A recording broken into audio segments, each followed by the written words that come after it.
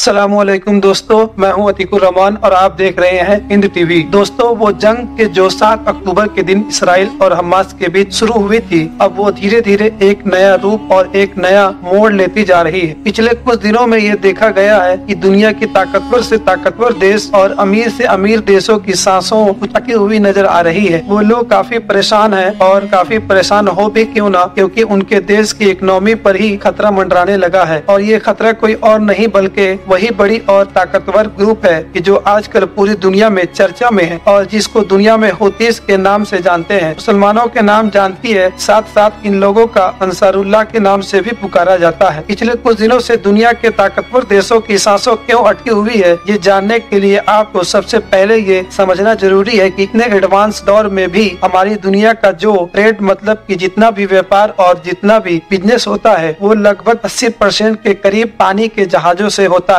मतलब कोई भी देश जब किसी देश को अपनी कोई चीज बेचता है या उससे कोई चीज खरीदता है तो ये सब कुछ पानी के जहाजों से ही होता है। हवाई जहाज मतलब के एरोप्लेन से इसलिए नहीं होता क्योंकि अगर इससे ट्रेड किया जाएगा तो ऑलरेडी चीजें इतनी ज्यादा महंगी हो जाएगी कि हम उनको खरीद ही नहीं सकते। और इसके अलावा सारे ही व्यापार के लिए हवाई जहाज को इस्तेमाल करना ना तो मुमकिन है और ना ही फायदेमंद साबित होता है। इसी से पता चलता है कि आज के दौर में व्यापार करने वाले इन पानी के जहाजों की और इन पानी के जहाजों के जो रास्ते हैं उनकी कितनी ज्यादा अहमियत है। मगर पिछले कुछ दिनों से लगातार ये देखा जा रहा है कि दुनिया की एक नई और बड़ी ताकत यानी रास्तों पर कब्जा करके और पैरा बिठाकर दुनिया के इन सभी ताकतवर और अमीर देशों को खुले तौर पर चैलेंज कर रही है। दोस्तों, जैसा कि आपको याद होगा कि वैसे तो यमन के हुती लोग इसराइल और हमास के इस जंग में बिल्कुल शुरू से ही कूद गए थे। उन लोगों ने शुरू में ही ऐलान करके मिसाइल वगैरह छोड़ना शुरू कर दिया था, मगर उनको बहुत जल्द ही यह बात रियलाइज हो गई थी कि इसराइल और हमास के बीच डिस्टेंस मतलब की दूरी काफी ज्यादा है कि हमारी ये स्ट्रेटजी और हमारा ये मंसूबा काम ही नहीं करेगा। बस फौरन उन्होंने अपना मंसूबा बदला और अपनी सबसे बड़ी ताकत पर फोकस करना शुरू कर दिया। और इन लोगों की सबसे बड़ी ताकत बाबुल मंदिर नाम का वो छोटा सा समुद्र इलाका है कि जिस पर दुनिया का आधे से भी ज्यादा व्यापार डिपेंड करता है, क्योंकि दुनिया के ज्यादातर ट्रेड को इस रास्ते से होकर गुजरना ही पड़ता है। हुती इसकी तरफ से ऐलान किया गया कि इस रास्ते से गुजरने वाले हर उस जहाज को निशाना बनाया जाएगा जो किसी भी तरह से इसराइल से जुड़ा हुआ होगा या फिर कहीं और काम, अगर उसकी मंजिल इसराइल होगी। बस ऐलान के साथ ही काम शुरू कर दिया गया। कभी तो जहाजों को हाईजैक करने की कोशिश की गई, कभी ड्रोन्स के जरिए से उस पर अटैक किया गया, कभी मिसाइल से अटैक किया गया, तो कभी वार्निंग दी गई और वार्निंग के जरिए से ही उसको रास्ता बदलने पर मजबूर किया गया। नतीजा ये हुआ कि धीरे धीरे डर बढ़ता चला गया और आधे से ज्यादा जहाजों ने अपने उस रास्ते से जाना ही बंद कर दिया। इनफैक्ट ताजा अपडेट तो ये है कि जिस वक्त मैं ये वीडियो रिकॉर्ड कर रहा हूँ उस वक्त तक दुनिया के लगभग 12 देश, 12 और 13 बड़ी शिपिंग कंपनीज ने इस रास्ते को अपने लिए बंद कर लिया है। मतलब कि वो इस रास्ते से जाएंगे ही नहीं। जबकि कुछ कंपनी ऐसी है कि जिन्होंने साफ तौर पर इसराइल का माल कहीं से भी उठाने से मना कर दिया है। उनका कहना है कि सिर्फ इसराइल की वजह से हम अपने शीर्षकों और उससे भी बढ़कर हम अपने लोगों की जान को जोखिम में नहीं डाल सके। इसराइल के जिसके चीज से सबसे ज्यादा नुकसान हो रहा था उसने शुरू से ही अपने सबसे बड़े मददगार मतलब अमेरिका के ऊपर प्रेशर बनाना शुरू किया। बार बार इसराइल की तरफ से अमेरिका को मनाने की कोशिश की गई, हुतीस के ऊपर अटैक किया जाए और इस मामले को जल्द से जल्द सुलझाया जाए। मगर अमेरिका हमेशा इसराइल की इस रिक्वेस्ट को नकारता रहा और खुद भी खामोश रहा। वजह यही थी कि क्योंकि उसको सऊदी अरबिया और यूएई जैसे अरब देशों ऐसा करने की इजाजत नहीं दे रहे। वो इसलिए क्योंकि इन दोनों ही देशों को न सिर्फ इस बात का अंदेशा ही था बल्कि इसकी तरफ से ऑलरेडी ये वार्निंग भी दी गई थी कि अगर अमेरिका या फिर उसके किसी भी दोस्त देश की तरफ से उनके ऊपर अटैक किया जाता है तो वो सीधे तौर पर सबसे पहले सऊदी अरबिया और यूएई जैसे देशों को निशाना बनाएंगे। सऊदी अरबिया के जो यमन के हुतीस से ऑलरेडी एक लंबी जंग लड़ चुका है, वो अच्छी तरह से जानता है कि हुतीस के पास बहुत ज्यादा एडवांस मिसाइल से मौजूद है जो कि सीधे तौर पर उसके पूरे तेल के व्यापार को, उसकी तेल की कंपनीज को और जितनी भी पाइपलाइन वगैरह है उन सबको निशाना बनाएगी। दोस्तों, जैसे जैसे वक्त गुजरता गया वैसे वैसे न सिर्फ यमन के हुतीस समुद्र के इलाके में कार्रवाई बढ़ती चली गई बल्कि उसका असर भी पड़ा, पूरी दुनिया पर क्लियरली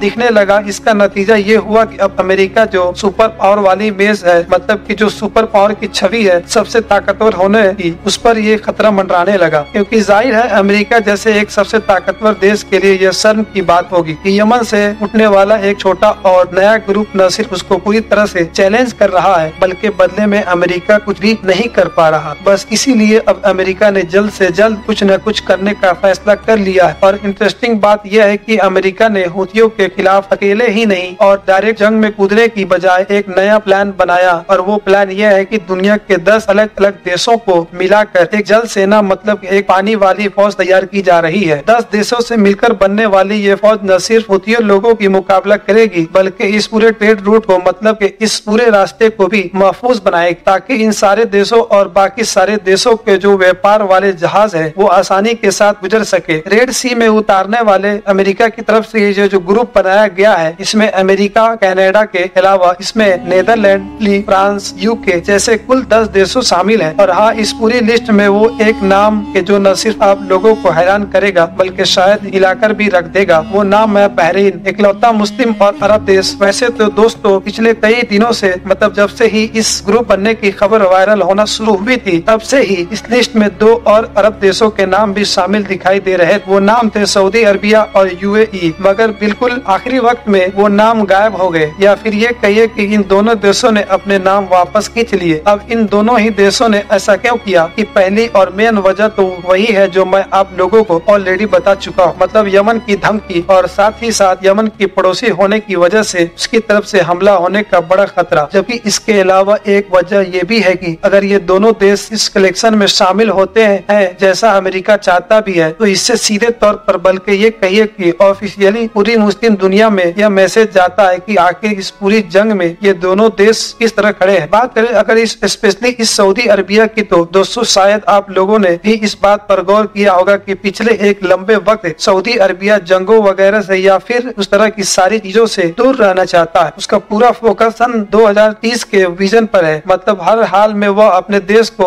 इकोनॉमिकली बूस्ट करना चाहता है और ज्यादा से ज्यादा पैसा बनाना चाहता है। यही वजह है कि पिछले कुछ वक्त में उसने एक के बाद एक अपने सारे दुश्मनों से दोस्ती की है, वो चाहे उसका सबसे बड़ा दुश्मन ईरान हो या फिर उसके दोस्त अमेरिका का दुश्मन चाइना हो, और तो और यमन के हुतीस जिनके लंबे वक्त पीरियड तक यमन ने जंग की, उनसे भी एक लंबे वक्त से पहले ही समझौता हो चुका है। इवन हैरानी की बात यह है कि अंदरूनी तौर पर सऊदी अरबिया बड़ी तेजी के साथ इसराइल के साथ भी रिलेशन कायम कर रहा था और शायद बहुत जल्द ही वो उसको रिकॉग्नाइज मतलब की मान्यता भी देने वाला था। अब इस जंग के बाद सारी चीजें मुमकिन हो पाएगी या नहीं, ये अपने आप में एक अलग मैटर है, मगर हाँ ये बात क्लियरली पिछले कुछ सालों से सऊदी अरबिया की सबसे बड़ी प्रायोरिटी रही उसकी इकोनॉमी है। दिलचस्प बात यह है कि अरब मुस्लिम दुनिया का एक और भी ऐसा देश है कि जो इस मामले में खामोश नजर आ रहा है, मगर उसका काफी कुछ दांव पर लगा हुआ है। उसकी देश का नाम कुछ और नहीं बल्कि मिस्र यानी कि इजिप्ट है।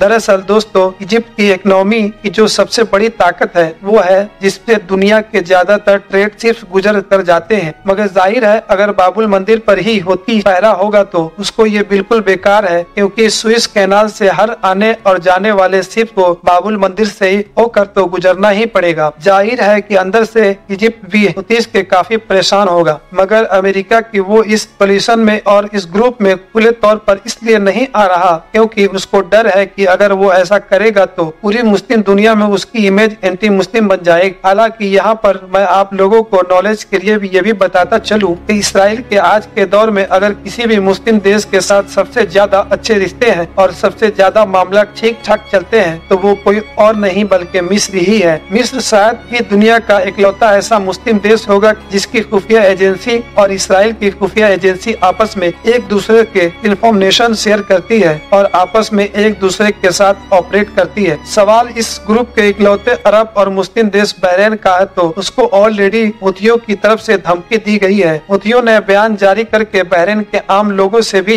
यह कहा है कि जितने भी लोग हैं चाहे वो शिया हो या सुन्नी, वो सब लोग मिलकर अपने किंग को मजा चखाए। ये मतलब कि सब लोग मिलकर अपने उस किंग को विरोध करें जो हमारे खिलाफ यानी फिलिस्तीनियों के खिलाफ फौज लेकर उतर रहा है। साथ ही साथ हुतियों की तरफ से बहरीन के आम लोगों को भी धमकी दी गई है। सभी आम लोग वहाँ के जो सरकारी केंद्र हैं उनसे दूरी बनाकर रखे, क्योंकि अगर कुछ भी होता है तो हम फौरन हमले करेंगे। अब आखिर में सवाल ये भी है कि अमेरिका की तरफ से ये जो अलग अलग देशों का इतना बड़ा ग्रुप तैयार किया गया है, इससे हुतीस के ऊपर फिर या इस जंग के ऊपर कोई असर पड़ेगा भी या नहीं? दोस्त इसका जवाब भी बड़ा कॉम्प्लिकेटेड है। वो इसलिए क्योंकि यमन की हूतीस की तरफ से जो पहला रिएक्शन आया था उसमें ही उन लोगों ने कह दिया था कि अमेरिका चाहे पूरी दुनिया की फौज लेकर भी हमारे खिलाफ डर जाए मगर हम तब भी हमले जारी रखेंगे। इतना ही नहीं, उन्होंने अपने बाद के बयान में ये भी कहा, ये जो सारे देश मिलकर बेवकूफी दिखा रहे हैं उनको हमारी तरफ आने दो। वो एक बार जब रेड सी में आएंगे तो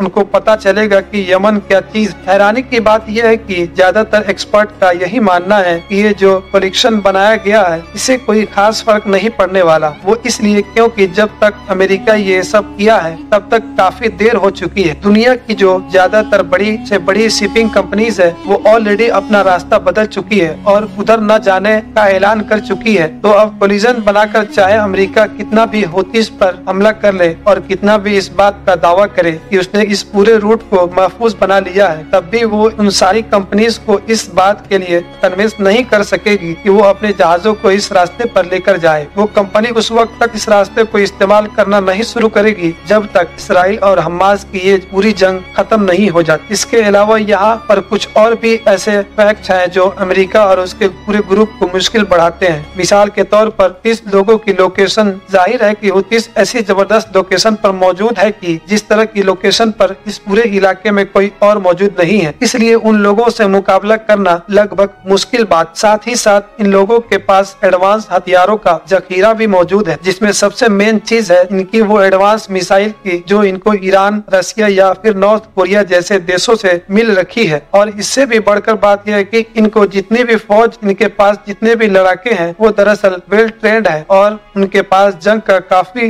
एक्सपीरियंस भी है। इसकी वजह यह है कि अभी कुछ वक्त पहले ही इन लोगों का बहुत सारे देशों से एग्रीमेंट हुआ है, वरना उससे पहले एक लंबे वक्त तक इनकी पूरी फौज जंग में ही लगी हुई थी। एक लंबे वक्त तक जंग लड़ने वाली वो फौज अब पूरी तरीके से खाली बैठी है। इन सारे फैक्टर से ये बात क्लियर होती है कि दरअसल हूतीस कोई आम ताकत नहीं कि जिसके ऊपर थोड़े बहुत हमले करके एक दिन तक कार्रवाई करके तो डराया जा सके और फिर इस पूरे रास्ते को महफूज बनाया जा सके, बल्कि हूतीस के पास तो एक बड़ी आर्मी है, हथियारों का खजाना मौजूद है और यमन के बड़े इलाके पर इनके कंट्रोल हासिल है। और इन सभी चीजों से बढ़कर इन लोगों को रशिया, ईरान और नॉर्थ कोरिया जैसे देशों का सपोर्ट हासिल है। तो आसान भाषा में अब हम ये कह सकते हैं कि हूतीस पर अटैक का मतलब होगा इसराइल और हमास की इस जंग को और ज्यादा बढ़ा देना, क्योंकि हूतीस को अगर हरा भी दिया जाए तो हराने में ही महीनों का वक्त लग जाएगा। फिलहाल दोस्तों, आज की अपनी इस वीडियो में हम यहीं पर खत्म करते हैं। अगर वीडियो पसंद आने पर वीडियो को लाइक करें, बल्कि अपने फ्रेंड के साथ जरूर शेयर करें और इसी तरह का नॉलेजेबल और हिस्टोरिकल वीडियो हमेशा देखने के लिए इस चैनल को सब्सक्राइब करें और हमें फेसबुक पे देख रहे हैं तो फॉलो जरूर करें।